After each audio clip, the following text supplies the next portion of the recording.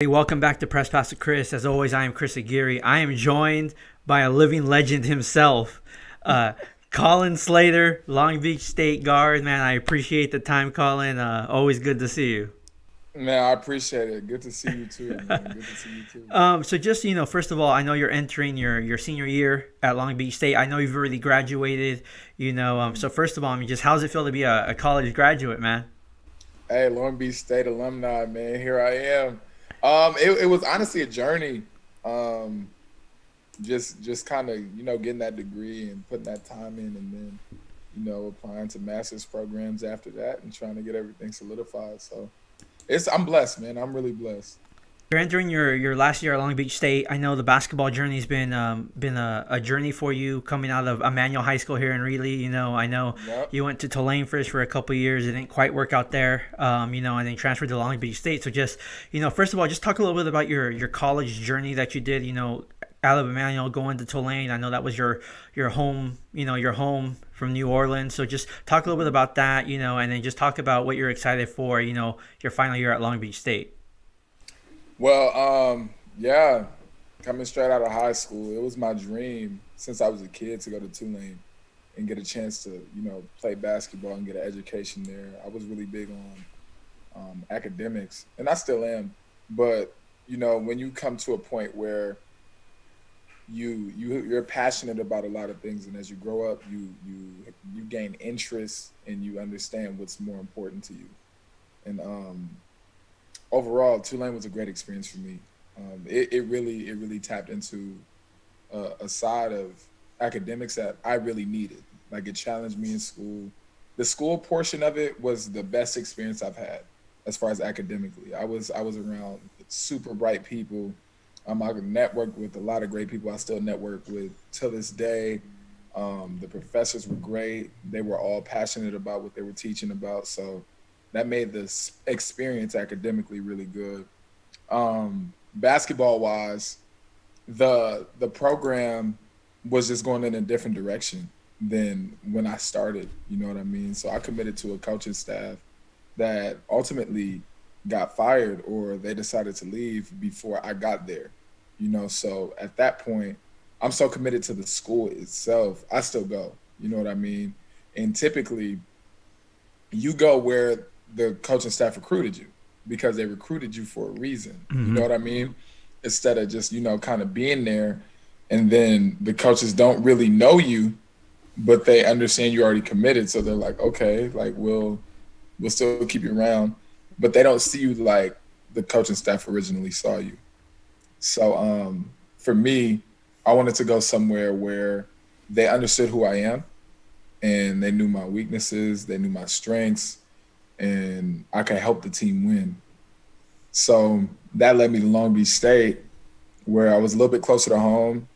New Orleans is home, but I was a little bit closer to my friends and family here that I kind of grew up and, got close to. So now they have a little bit more of an opportunity to watch me play in person. And I also have more of an opportunity to play on the court and make a difference and win games and go to the NCAA tournament and things like that. So yeah, that's my college basketball journey in a lot of words. Yeah, I mean, you've I've known you, in all transparency since about 2015. I covered you when I worked in Greeley. You've always been a great player. Always been humble, down to earth, academics first. You know, Hmm. um, Basketball I know is a true love of yours. You love Yeah. basketball. So how much did it hurt you last year? Going through the pandemic the world has gone through, and I know you opted out for some of last season. I know you did play a couple games, but just how much did that hurt you? Not being able to be on the floor. Last season because of the COVID-19 pandemic. Man, overall for me, that was one of the hardest times of my life because basketball is everything. You know what I mean? And that's the way I'm creative. That's how I create. That's my art. And not being able to, openly do that, even facilities not being open, like they weren't even open in gyms that we could get into, to where like, and they were taking rims off of parks to where like you really couldn't express yourself. And if you really love basketball and you love to play, that does a lot to you. You know what I mean? On top of the fact there was no basketball on TV, like it was crazy. It was a crazy time. Um, but when I did get a chance to play, like you spoke to, I opted out the first half of the season. I came back the second half after I felt a little bit more comfortable. Um, and that was a blessing. I was so grateful to just be out there, being able to play. Um, a lot different from what you're used to. You get tested 3 times a week. You can only be in the gym for an hour, and you practice for maybe an hour 30. Then they gotta clean everything, wash it. You can't come back in until the next day after you get all the checklist, and it was a lot going on. But overall, you let a game, you just roll with the punches.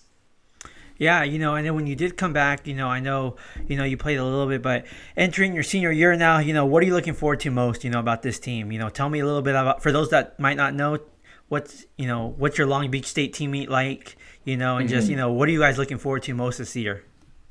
I think us overall playing as a team, we're definitely this is the most team oriented squad I've been on since I've been in college. A lot of times people say it, but I truly believe that we play our best when we play together. You know what I mean? And we like playing good. So I think this year overall we have a lot of versatility. We have guys that can score. We have guys that want to defend. We got guys that are willing to do what it takes to win and things like that. So I really believe that we could be one of the top teams and put ourselves in positions to ultimately go to the big dance at the end of the year. Yeah, I looked at your schedule. I know you guys open with a couple games, but one of the games that circled is at UCLA. I know Hmm. they come out. I think they're the number 2 ranked team right now in the preseason poll. So I mean, just how big of a game is it going to be playing at Pauley Pavilion against UCLA? Every year that I played against them, I haven't lost by more than 2 points. You know what I mean? So overall, I feel like they're a beatable team. We always go in there and play well. Um, I'm just overall excited just to test, how good we really are, and just to show our heart in that game, man. I think we'll surprise a lot of people. And talking about it, you could feel the love of basketball coming out, of you when you talk about it. Last year, did it give you another appreciation, of basketball? Having it taken away a little bit because of COVID, and with no fans there, no energy to build off of. Did that just give you another level of appreciation for playing the sport of basketball? Oh, of course. I've always loved the game, but it just gives you, kind of a different perspective of things. Like this game isn't promised, and it's not because of your ability. It's not because you may get injured. Like it really could get taken away from something bigger than all of that. And that was something that was so crazy to me, and to where now, like I'm able to, kind of get in the gym a little bit more. We have a lot more access to it. Um, I live in there. You know what I mean? So it's like you really have that appreciation for it after it was taken away for sure. Another big thing that happened for college athletics, this past summer was the NIL, the adoption that student athletes now can use their name, image, and likeness to make money on the side. So first of all, for you as a student athlete, how big was that? That got passed. And without getting into any specifics, because I know some of the deals are not done, but just what do you think that does for student athletes that they're able to profit off their name now? I think it's a big step just because there's a lot of people that are multifaceted as student athletes, and a lot of times in the past we were kind of limited based on the rules that were in place, because not only are we student athletes, but we're also entrepreneurs. We have other things that we're into and that God has gifted us with, but we weren't able to use them because it was against the rules, and we couldn't earn money off of it. But in I think it's beneficial just because as a young student, you would want to learn how to run your own business, and you would want, I think, at a university level, to produce alumni that are entrepreneurs and have the ability to tap back in and have the skills right out of college to run their own business and manage things and manage their likeness and drop contracts and look over contracts, and all these little skills that not the average person would learn, but as an athlete, you should have that ability to do that if you can. And one of the big things about you is I know if you look at your Instagram or your Twitter, I know fashion's big for you. So just what does fashion mean to you? What kind of statement or that do you try to make with some of your outfit choices and stuff like that? For me, clothes, it's kind of like uh, it's how you approach the day. Like for me, my clothes and my fashion is intentional. I try to not necessarily look like anybody, but when you see me, I want you to see Colin. Like, okay, that's Colin. Like that's who that is. Like he doesn't look like anybody else. I try to be a little bit unique, a little bit abstract at times. Catch you off guard with a couple of things, but I stay in my lane for the most part. Um, but yeah, fashion's everything for me. Fashion's everything to me. It's like basketball, fashion, basketball, God, like it all is intertwined, man. It's all intertwined. Another thing I wanted to talk to you about, is obviously, it's going to end at Long Beach State at some point. Your career there. I know you have a whole season left to play. And hopefully win a conference championship. And go to the big dance NCAA tournament. I know that's the goal. But what are your plans? After college. Like I said, you already graduated a degree in communications. I know that. But just Mhm. what are your plans? Or your dreams after college is over? Definitely playing professionally, like no doubt about that. That's been the plan since I was a young kid, so that's happening.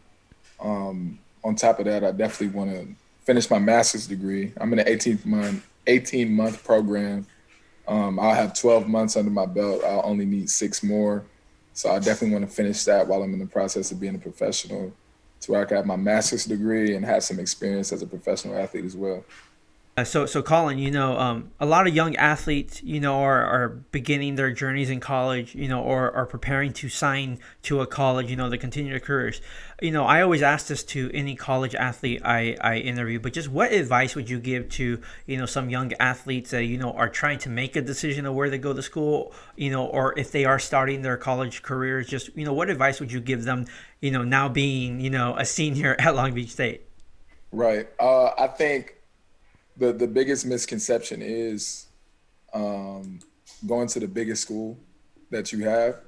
For me, it's always been about it's been bigger than that, and I think that's still true.